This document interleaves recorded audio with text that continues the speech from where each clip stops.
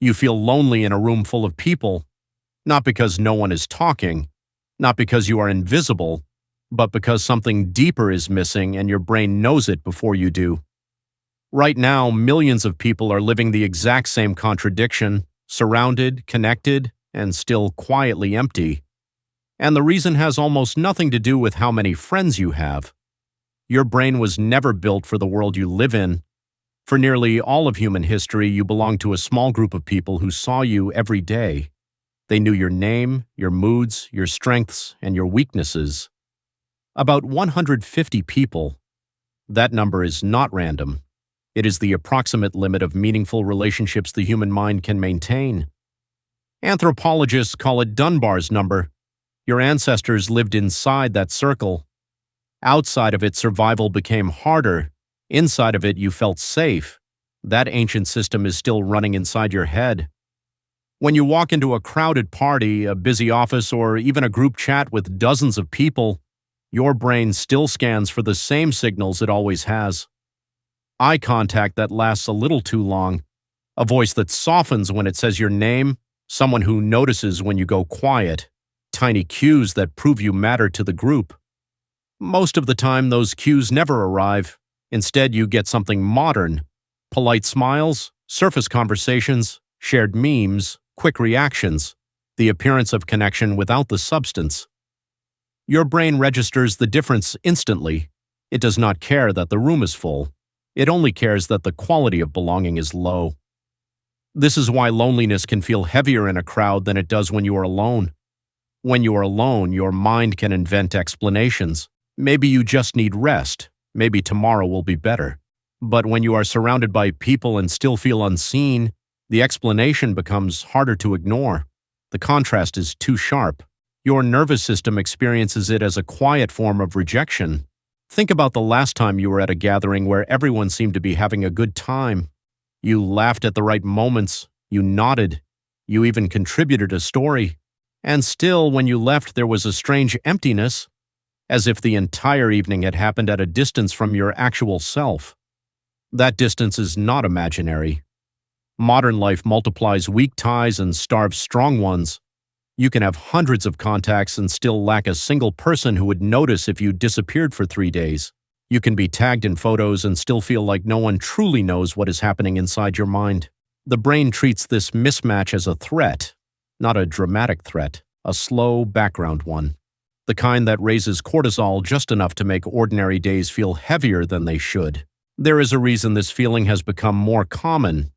We replace proximity with performance. We replace shared silence with constant updates. We replace the slow trust that builds over years with the fast dopamine of being seen for a moment. Your ancestors sat around the same fire night after night. They argued. They told stories. They were bored together. That boredom was part of the bond. It created a sense of continuity that no group chat can replicate.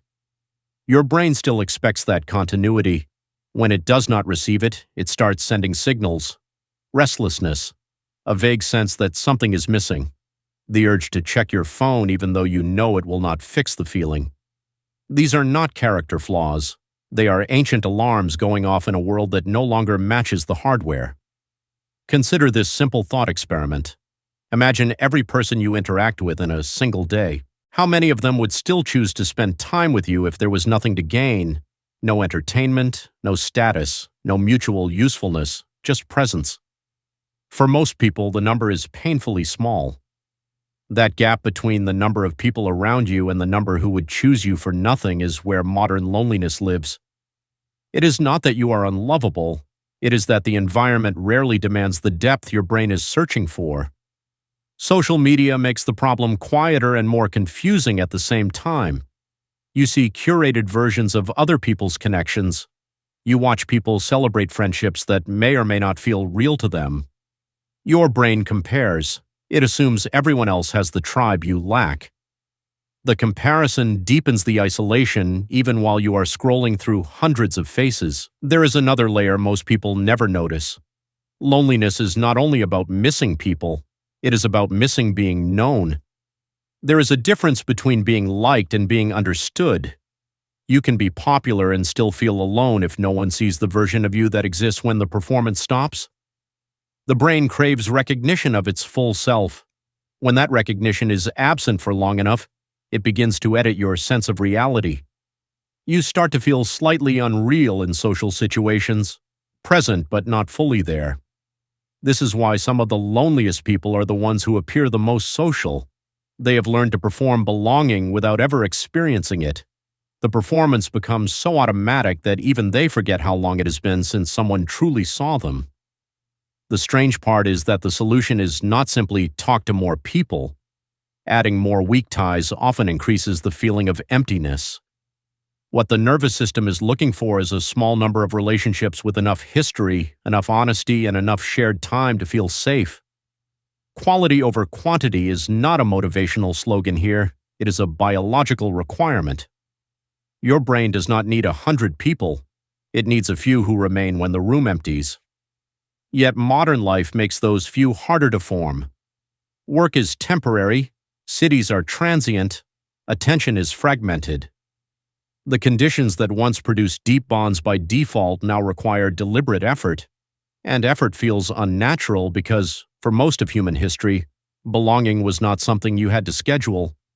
So the loneliness you feel is not a personal failure, it is a design mismatch, an ancient system trying to run on modern fuel. The next time you're in a crowded place and the emptiness arrives, notice it without immediately trying to fix it. That feeling is information. It is your brain telling you that proximity is not the same as presence, that being around people is not the same as being with them. Most people will never examine this difference. They will keep filling their calendars and their feeds, hoping the quantity eventually becomes quality. It rarely does. The real question is quieter and more uncomfortable. How many people in your life would still choose you if you stopped being useful, entertaining, or impressive?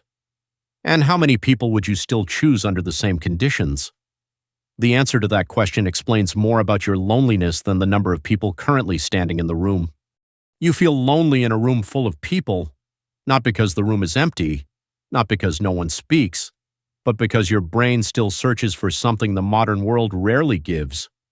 For almost all of human history, you lived inside a small circle of people who truly knew you. About 150. That was enough. Your nervous system was built for that size. It still is. Today the circle is gone. You are surrounded by faces, messages, and polite smiles, yet the deep signals never arrive. Eye contact that lingers, a voice that softens when it says your name, someone who notices when you go quiet. Without those signals, the brain registers quiet rejection.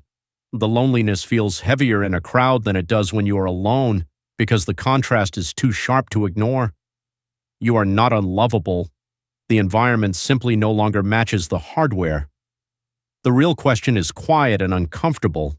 How many people would still choose you if you stopped being useful, entertaining, or impressive? And how many would you still choose? That answer explains more about your loneliness than the number of people standing in the room.